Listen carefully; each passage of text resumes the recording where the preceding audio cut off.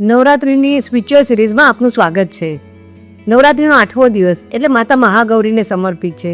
જો તમારે જીવનમાં શાંતિ, સુખ અને સમૃદ્ધિ જોઈતી હોય તો આ દિવસે આટલું ખાસ કરજો. નવદુર્ગાનું આ 8મું સ્વરૂપ ખૂબ જ શાંત અને તેજસ્વી માનવામાં આવે છે. પુરાણો અનુસાર પાર્વતી માતાએ કઠોર તપસ્યા કરીને તેમનું શરીર કાળું પડી ગયું હતું, પરંતુ ભગવાન શિવે તેમનો ગંગાજળથી અભિષેક કર્યો, તેથી તે અતિ ગૌરવર્ણ અને તેજસ્વી બની ગયા.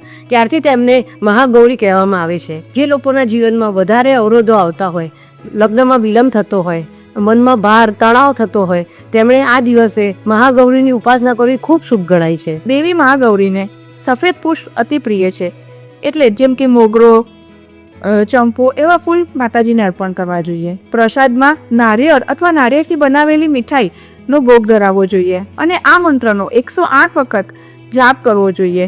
ઓમ દેવી મહાગૌરે નમઃ. આ દિવસે નાની કન્યાઓના પૂજનનો અને તેમને ખીર ખવડાવવાનું પણ ખૂબ મહત્વ છે. સફેદ વસ્તુનું દાન કરવું જોઈએ, તેનાથી તમામ પ્રકારના પાપોનો નાશ થાય છે અને મનને શાંતિ મળે છે. માતા મહાગૌરી તમારી તમામ પ્રકારની ચિંતાઓ દૂર કરી અને તમારા જીવનમાં સુખ શાંતિ ભરે તેવી પ્રાર્થના.